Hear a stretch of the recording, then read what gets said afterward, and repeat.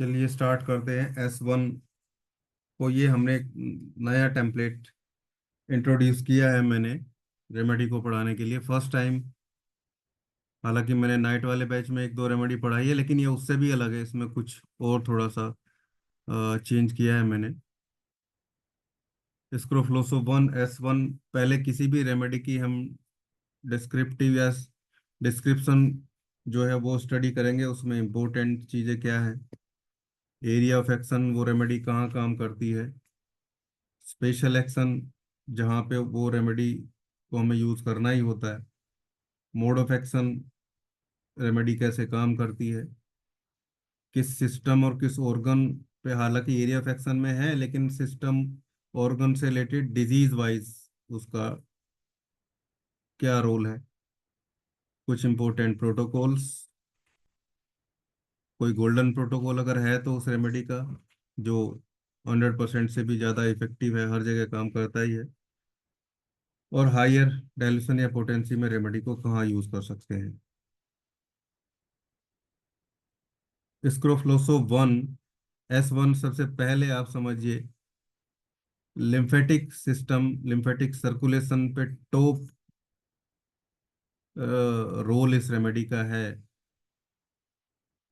और लिम्फ के डिस्टर्ब हुई पूरा फिजियोलॉजिकल प्रोसेस को ये नॉर्मल करती है। मेटाबॉलिज्म की टॉप रेमेडी है, बल्कि बेस्ट रेमेडी मेटाबॉलिज्म को करेक्ट करने की अगर कोई है तो वो स्क्रोफ्लोसो 1 ही है, S1। न्यूट्रिशन, जो भी हम कंज्यूम करते हैं, जो भी फूड इनटेक होता है, फ्रॉम माउथ कैविटी से स्टार्ट होता है डाइजेशन। कंप्लीट डाइजेशन के प्रोसेस के बाद जो चीज़ें इंटरस्टिशियल स्पेस तक पहुंचानी होती हैं, उसमें S1 का बहुत इंपॉर्टेंट रोल है। ये सभी न्यूट्रिशन को सप्लाई पहुंचे वहां तक, उसको इंश्योर करती है L1 और A3 के साथ मिलके। हालांकि मेटाबॉलिज्म में प्री मेटाबॉलिज्म और आफ्टर मेटाबॉलिज्म दो टाइप की रेमेडी का सिलेक्शन, या दो टाइप से रेमेडी हम देखते हैं।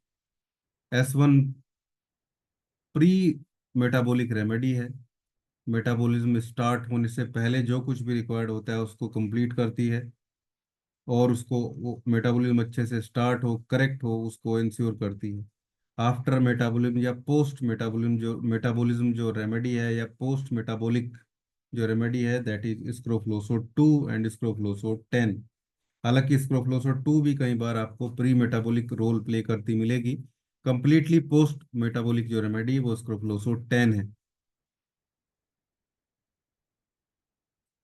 तो डिस्क्रिप्टिव पार्ट में थोड़ा टाइम लगेगा हमें इन चीज इस तरीके से डिस्कस करने में, लेकिन ज़्यादा इफेक्टिव रहेगा।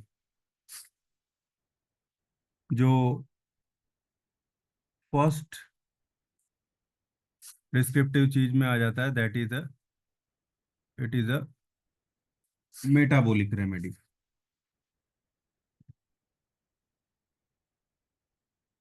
यही ज़्यादा अच्छा टेक्स्ट वाला थोड़ा अच्छे से लिखा जाए। मेटाबॉलिक रेमेडी है, ये एक नोट आ गया हमारा जो डिस्क्रिप्टिव थिंग में आ जाता है। इसके अलावा भी ऐसा नहीं कि केवल इतनी चीजें ही इसके डिस्क्रिप्शन में है। ये हम समझ सकते हैं कि ये प्राइमरी प्रॉपर्टी इसकी है, जो डाइजेशन में इंपॉर्टेंट रोल प्ले करके लिम्फ के सर्कुलेशन को मैनेज करके हम यूज करते हैं। लेकिन ऐसा नहीं, डाइजेशन में इंपॉर्टेंट रोल प्ले करते हैं, एक डाइजेस्टिव रेमेडी भी है ये, इंपॉर्टेंट डाइजेस्टिव रेमेडी है, डाइजेस्टिव रेमेडी है। और इम्प्योरिटीज जो लिम्फ में होती है, इवन ब्लड में भी होती है, उनको क्योर करती है।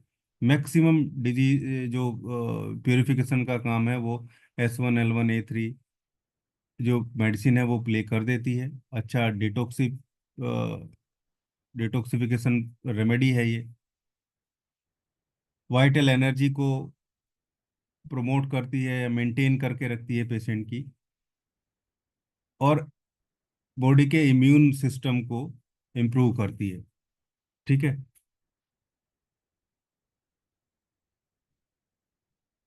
Immune system improves.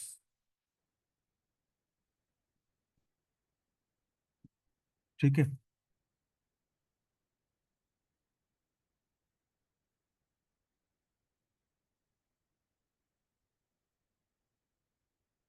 ये सब प्लांट में हम देख ही चुके हैं।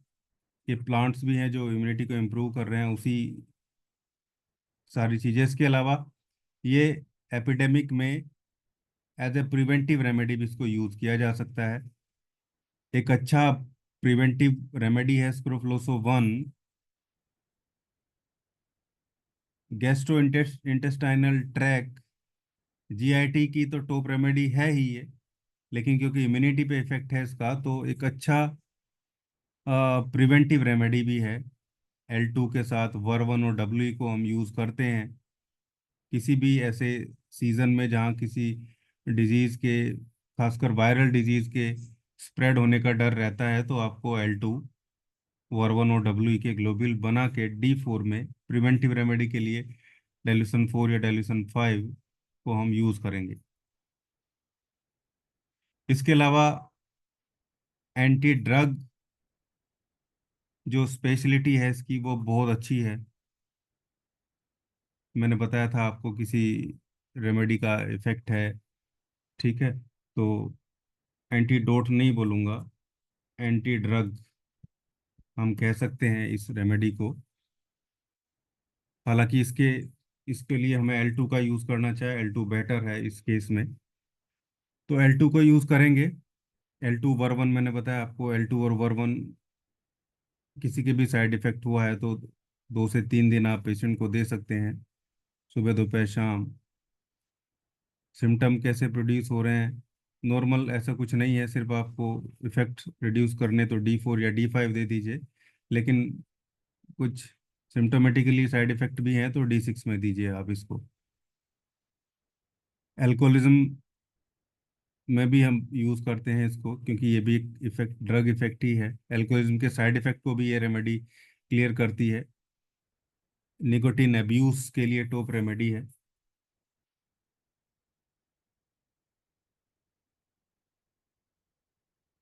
अल्कोहल,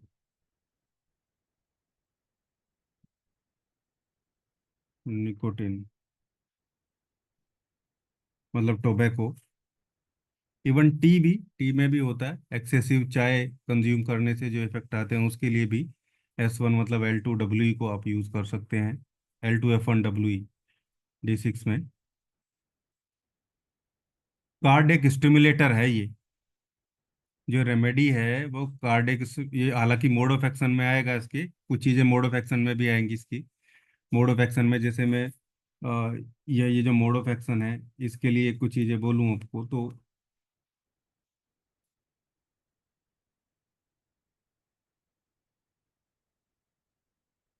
कार्डियक स्टिमुलेटर है,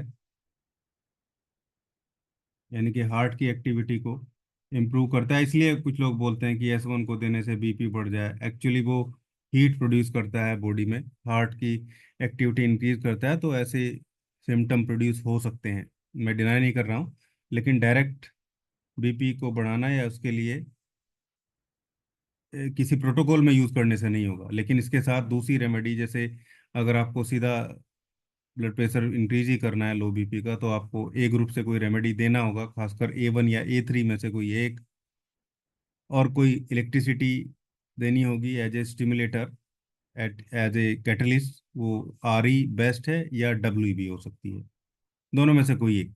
लेकिन ज़्यादा इफेक्टिव रेड इलेक्ट्रिसिटी है, यानी कि S1 A1 या A3 में से कोई एक। A1 ज़्यादा बेटर है, तो इसलिए मैंने S1 A1 RE best protocol बताया है। अवेलेबल नहीं है, या आप दूसरा जो ओपिनियन है वो लेना चाह रहे हैं या रखना चाह रहे हैं, तो S1 के साथ A3 और WE, या S1 A1 WE ये भी चल सकता है।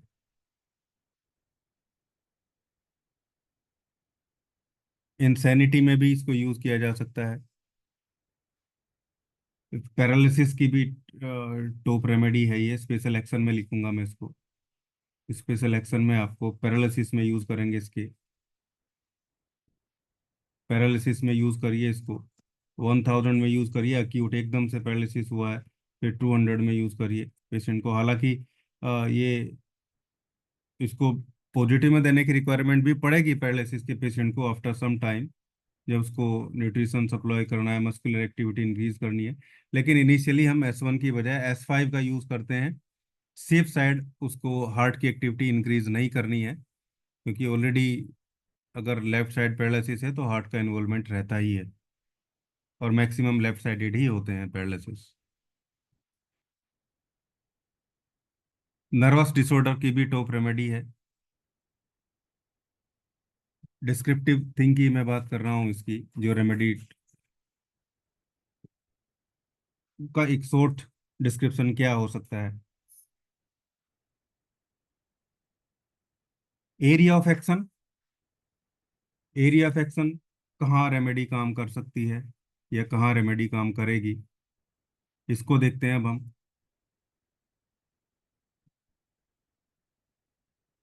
पूरा GIT, gastro intestinal tract from mouth to anus, ये रेमेडी काम करती है। माउथ कैविटी में, पूरी माउथ कैविटी में सभी glands, salivary gland, parotid gland, sublingual glands, थोड़ा और नीचे आएंगे थायराइड,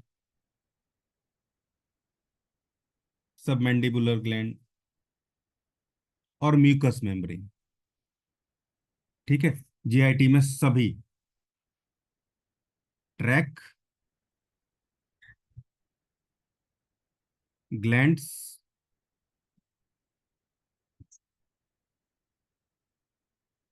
म्यूकस, यू ही आएगा, म्यूकस मेम्ब्रेन। ठीक है, इसके अलावा भी जो चीजें पढ़ रही हैं, इंटेस्टाइन्स हो गई।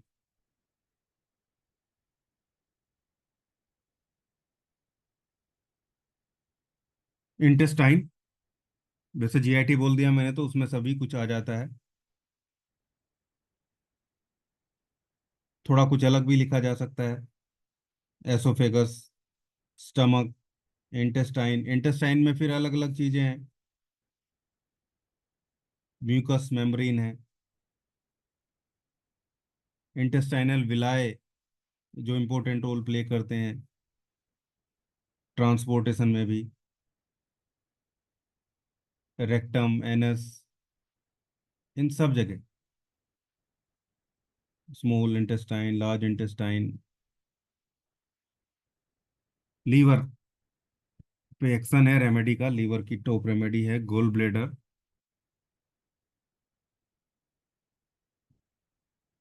अब ये चीज हम कब यूज कर रहे हैं, जब एज ए हेपेटाइजर L2 को या S1 को यूज करते हैं हम। बाइल के सिक्रेशन को इंक्रीज करेगा, बाइल अच्छे से स्टोर हो, गोल ब्लेडर का कंट्रैक्शन रिलैक्सेशन अच्छे से हो, यानी कि बाइल के ट्रांसपोर्टेशन में हेल्प करेगी रेमेडी। पैनकियास,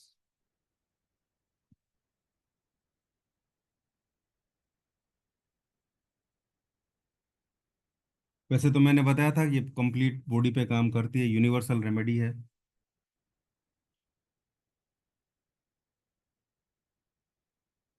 बेसमेंट मेम्ब्रेन, जो ग्लैंडुलर एक्टिविटी है पैनकियास की, alpha beta cells, diabetes, special action में मैं डायबिटीज में ले जाऊंगा इसको। अच्छी रेमेडी है डायबिटीज की। L2 की फॉर्म में यूज करेंगे तो और अच्छे रिजल्ट मिलेंगे, S1 सिंगल S1 में भी कर सकते हैं। बहुत सारे लोग S1 और W को ही यूज करके D6 में या D10 में बिफोर मील जो ब्लड ग्लूकोज लेवल है उसको कंट्रोल कर लेते हैं और हो जाता है। आफ्टर मील उसको S6, C6, C17 और B दे देते हैं, और S1 और WE खाना खाने के पहले दे दिया जाता है। बहुत ज़्यादा बड़ा है तो D10 में, और कम है तो D6 में। ये प्रोटोकॉल नहीं बता रहा हूँ मैं, प्रोटोकॉल तो अलग चीज़ हो जाती है। एक सिंपल जो अप्रोच है उसको मैं क्लियर कर रहा हूँ।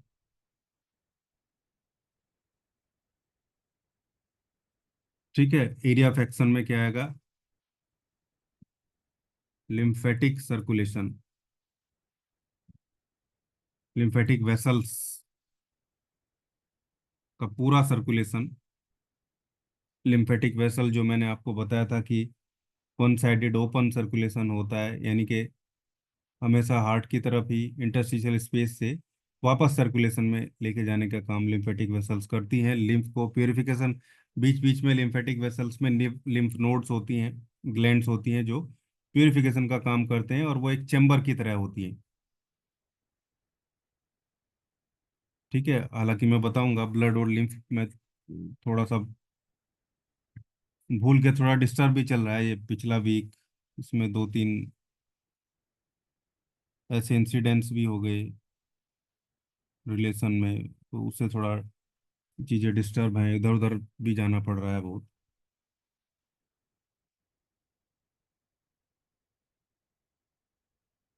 तो वो थोड़ा सा जो शेड्यूल था या जो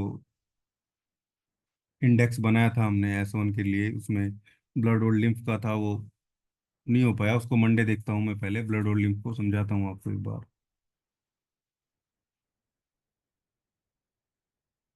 किस तरीके से इफेक्ट है ये भी बता रहा हूँ मैं, ध्यान रखना। गोल ब्लैडर का, लीवर का बताया, पैनक्रियाज का बताया, लिम्फेटिक सर्कुलेशन का बताया। सर्कुलेशन को इम्प्रूव करके डिटॉक्सिफिकेशन और प्यूरिफिकेशन का काम ये रेमेडी करती है।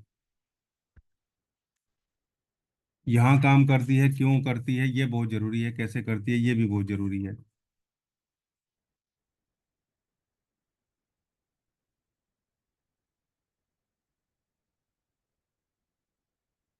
तो ये हम ध्यान रखेंगे। वैसे इसको फ्लोसोबन को यूज करने से या देखने से अच्छे से पेशेंट को प्रिस्क्राइब अगर कर दिया तो बहुत सारी प्रॉब्लम केवल इसी से ठीक हो सकती हैं।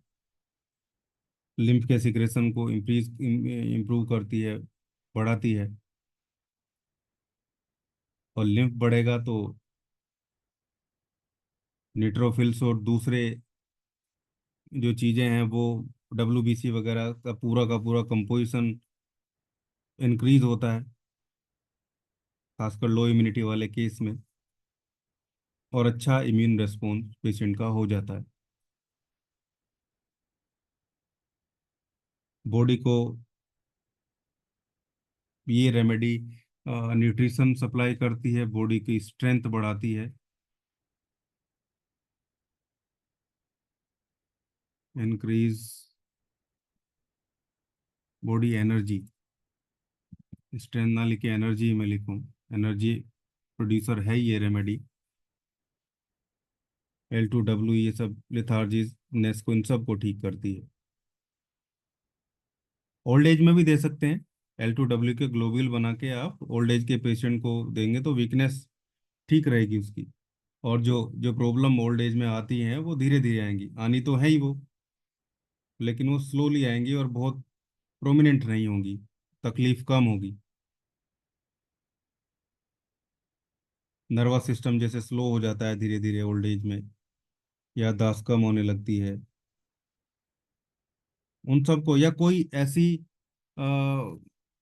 चीज कंज्यूम करी गई है पेशेंट की, मोड ऑफ एक्शन में हम इसको ले लेंगे। ये क्या करता है, एक तरीके से इफेक्ट को स्लो करता है।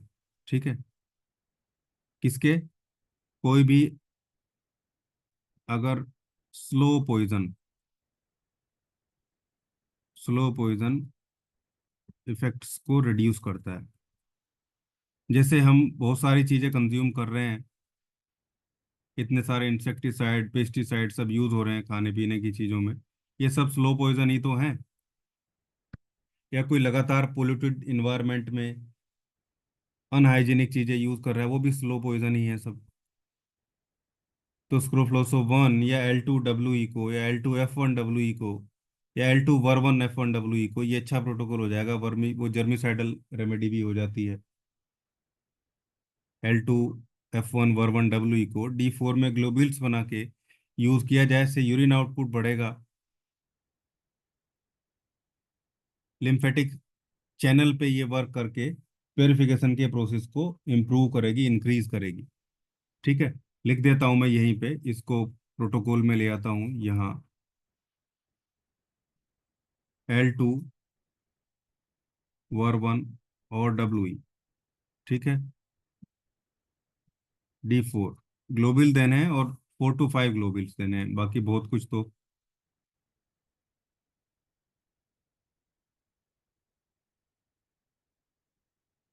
D4। ठीक है। और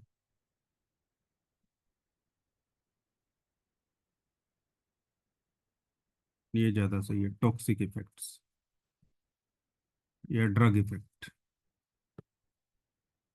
ठीक है, 4 to 5 ग्लोबिल्स वो, ये आप ध्यान रखेंगे, लिख लेंगे कहीं, यहाँ ज़्यादा जगह नहीं है मेरे पास।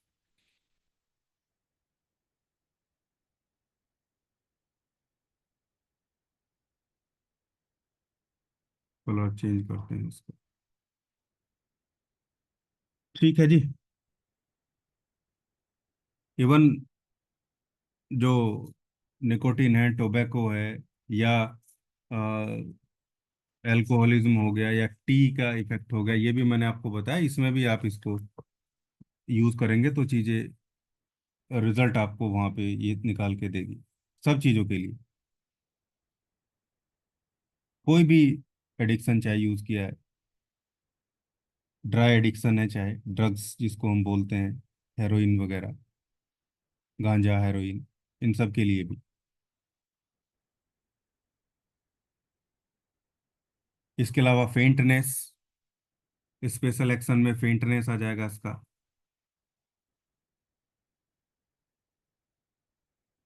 बेहोशी में यूज करिए, आप इसको D4 में दे सकते हैं। फेंटनेस में एकदम से बेहोश हो गया पेशेंट, अनकॉन्शियसनेस जिसको बोलते हैं हम। S1WE, ब्लड प्रेशर लो है तो S1RE, पल्स लो है, ब्लड प्रेशर लो है, वो आप चेक कर सकते हैं पेशेंट का, एज ए डॉक्टर हमें करना भी चाहिए। तो अगर वो सब लो है तो S1RE दीजिए पेशेंट को, D4 में दीजिए, फ्रिक्वेंट डोज दीजिए, बहुत जल्दी ही पेशेंट को रिलीफ आ जाता है।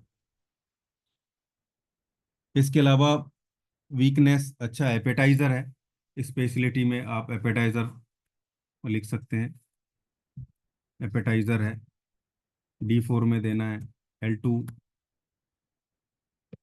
L2 S5RE, भूख बढ़ाने के लिए। प्रोटोकॉल नहीं है, क्योंकि प्रोटोकॉल तो अलग मैं बताऊंगा, उसमें लिख दूंगा आपको, ये लिख देते हैं, प्रोटोकॉल भी कह सकते हैं इसको यहाँ पे।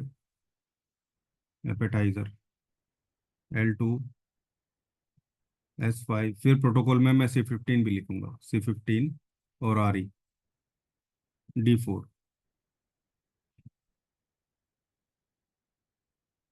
इंक्रीज एपेटाइट, भूख बढ़ाने के लिए। अगर बच्चे को देना है तो केवल L2 भी काफ़ी रहता है, वो मैंने बताया था आपको, 1 or 2 ग्लोबुल्स D4 के, उस बच्चे को दूध में आप देंगे। 1 साल से छोटा बच्चा है, 2 साल के आसपास का बच्चा है, 1 से 2 ग्लोबुल, धीरे धीरे उसकी जो एपेटाइज है वो इंक्रीज हो जाएगी, जनरल हेल्थ उसकी इंक्रीज इंक्रीज होने लगेगी, बढ़ने लगेगी। और कॉन्स्टिपेशन भी नहीं रहेगा जब D4 में हम इसको L2 के साथ यूज करेंगे तो। लिम्फ का प्रोडक्शन इंक्रीज करेगी ही ये, डाइजेस्टिव जूसेस को इंक्रीज करेगी। ठीक है, मोड ऑफ एक्शन में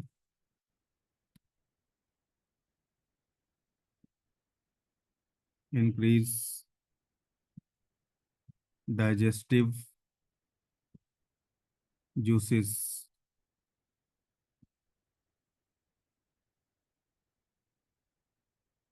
एंड लिम्फ, प्यूरिफिकेशन तो है ही,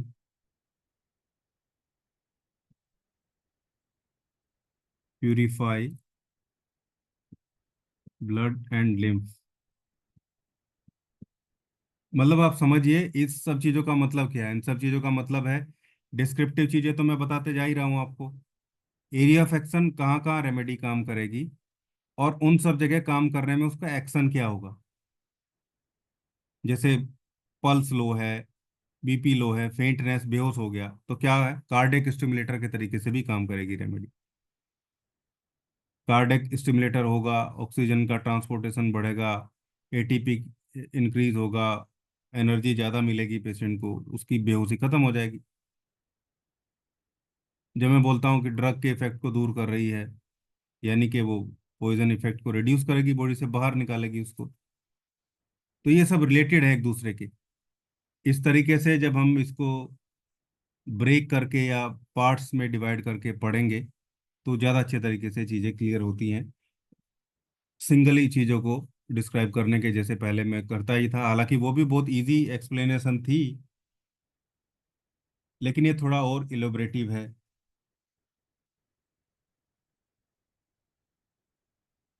और इस तरीके से जब चीज़ों को हम देख रहे हैं तो हमें ज़्यादा अच्छे तरीके से यहाँ पे पिक्चर क्लियर हो रही है स्क्रोफलोसोवन की।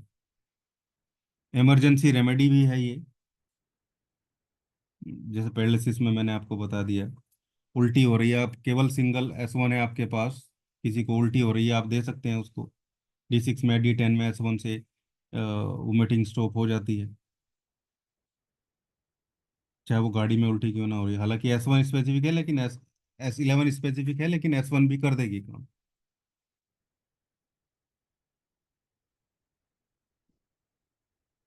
अभी जो सिस्टम और ऑर्गन वाइज डिजीज है उसको लास्ट में देखेंगे, आज कितना टाइम बचेगा उसके अकॉर्डिंग चलेंगे। पहले बाकी चीजें अभी कंप्लीट करते हैं पहले, ये सब चीजें जो भी चल रही है। मोड ऑफ एक्शन में ही हम इसके देखेंगे, ये मैंने लिख दिया हालांकि, जो ब्लड और लिम्फ को प्यूरिफाई करती है, इनके सर्कुलेशन को जो है वो मैनेज करती है, कंट्रोल करती है। इसके अलावा और बताऊं मैं आपको तो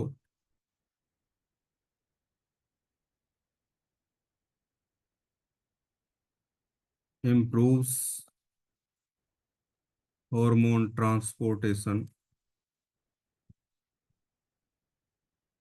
हार्मोन का जो ट्रांसपोर्ट है उसको इम्प्रूव करती है, यानी कि हार्मोनल एक्शन को ये इम्प्रूव करती है रेमेडी, जिससे जो उनके हार्मोनल एक्शन है जो वो हमें इम्प्रूव नजर आते हैं, बढ़े हुए या इफेक्टिव नजर आते हैं। ऑक्सीडेशन जो प्रोसेस है उसको मैनेज करती है, ये भी इसका मोड ऑफ एक्शन है।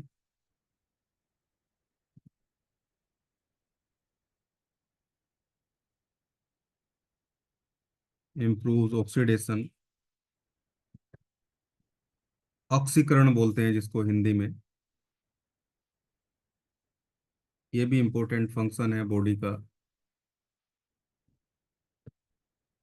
ऑक्सीडेटिव स्ट्रेस को कम करती है, रिड्यूस, यानी कि एंटी इंफ्लामेटरी लिखता हूँ बस, रिड्यूस इन्फ्लामेशन। अब ये सारे इसके मोड ऑफ एक्शन है जिसके थ्रू ये इतना सारा इफेक्ट बॉडी पे रखती है। हार्ट के लिए मैंने आपको बता दिया, कार्डिक स्टिमुलेटर है। इंटेस्टाइन की पेरिस्टालसिस को इम्प्रूव करती है, जीआईटी पे इफेक्ट है, ऑलरेडी मैं आपको बता ही चुका हूँ सारी चीज़ें। स्पेशल एक्शन में paralysis, diabetic, faintness, appetiser, low blood pressure. Special action मतलब यहाँ आपको इसका सिलेक्शन करेंगे तो इन प्रोटोकॉल्स में इस तरीके से तो आपको रिजल्ट मिलने ही है। इसके प्रोटोकॉल में आप आ जाएंगे, S1 A1 RE D4। हालांकि मैंने बताया था आपको कल भी कि अगर फीमेल है तो A3 ज़्यादा सूटेबल है, लेकिन ये एक फिक्स प्रोटोकॉल हो जाता है हमारा, जो एक गोल्डन प्रोटोकॉल की तरीके से है, जो यहाँ गोल्डन में भी मैं लिख रहा हूँ उसको, S1 A1 और RE।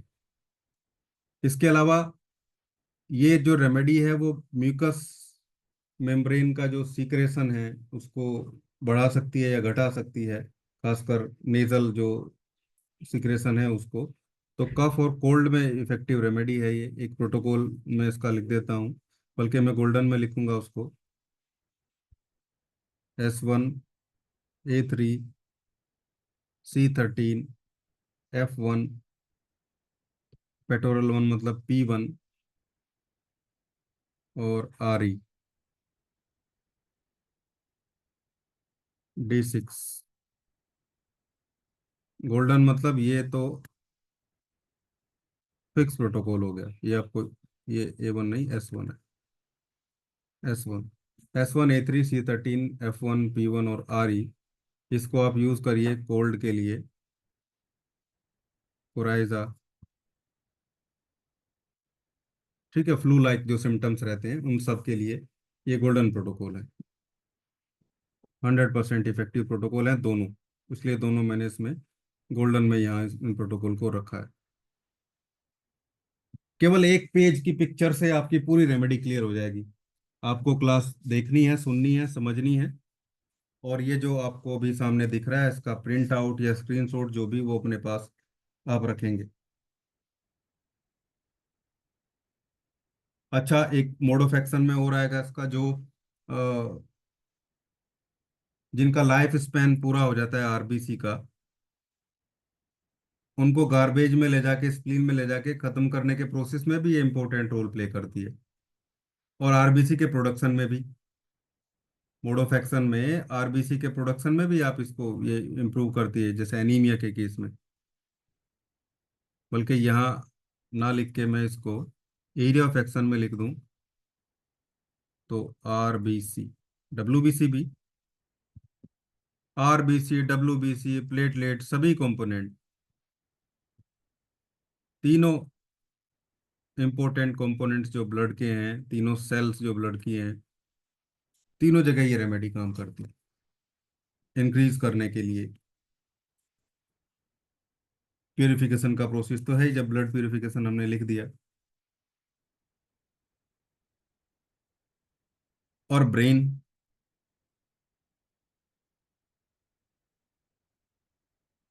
सेरिब्रम, सेरिबेलम, दोनों पार्ट पे ब्रेन के एक्शन है इसका। इवन मैं बोलूंगा पूरे सेंट्रल नर्वस सिस्टम की ही इफेक्टिव रेमेडी है। Brain, brain stem, nervous system, पूरा नर्वस सिस्टम ही लिख देता हूँ। केवल सीएनएस ही नहीं, पेरिफेरल नर्वस सिस्टम पे भी, नर्व्स पे भी काम करती है। क्रेनियल नर्व्स, स्पाइनल नर्व्स, सब जगह इंटरनल एक्सटर्नल सब यूज के प्रोटोकॉल के साथ आप देखेंगे अलग अलग प्रोटोकॉल्स आते हैं। पेन के प्रोटोकॉल में हम यूज करते हैं, स्ciatica में भी यूज करते हैं, नर्व का कंप्रेशन रहता है उसमें भी यूज करते हैं।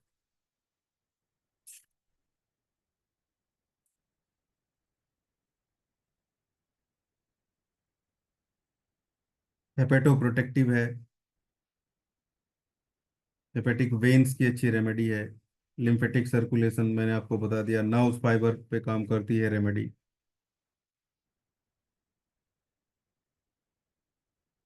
एक्सक्रेशन में रोल प्ले करती है, एक्सक्रेशन को इफेक्टिव बनाती है, प्रभावी बनाती है ये रेमेडी।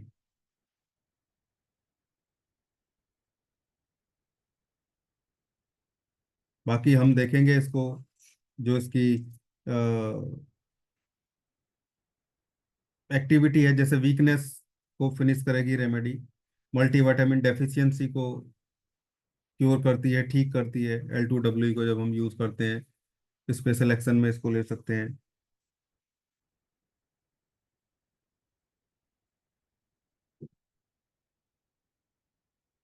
मल्टीविटामिन, इसको प्रोटोकॉल में यहाँ लिख देता हूँ। मल्टीविटामिन के लिए क्या देंगे, L2 S5 C4 F1 WE D4, ऐसे किसी भी पेशेंट को दे सकते हैं। या तो जो इसमें न्यूट्रिशन वैल्यूज हैं वो मिलेगी, और मल्टीविटामिन जो पेशेंट अच्छे से खा रहा है, बस उसकी डाइट करेक्ट करा देंगे आप, और ये प्रोटोकॉल दे देंगे उसको, सभी कुछ एब्जॉर्ब होना स्टार्ट हो जाएगा।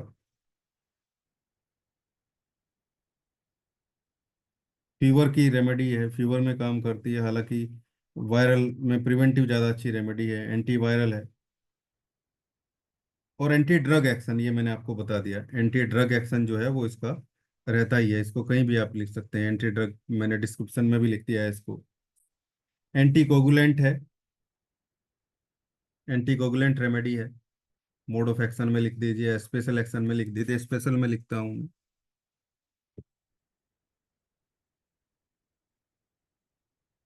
एंटी,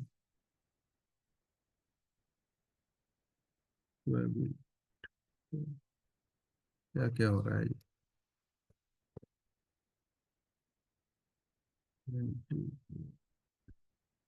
ठीक है। L2 को जब यूज करते हैं, और कोलेस्ट्रोल और ये सब इन चीज़ों को रिड्यूस करने के लिए भी अच्छा प्रोटोकॉल है। L2 मतलब S1L1A3 को D10 में यूज करेंगे तो कोलेस्ट्रॉल के लिए तो अच्छा। यहाँ एक चीज़ आपको क्लियर कर दूं, आप देखेंगे L2 का मतलब है, L2 का मतलब है S1L1A3, ठीक है, ये ध्यान रखेंगे।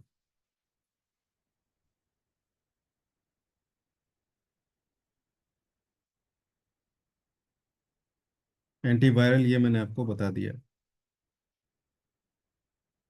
बाकी और भी बहुत कुछ स्पेशल एक्शन में बता दिया, और चीज़ें भी हैं। अब हमारा जो बचा है वो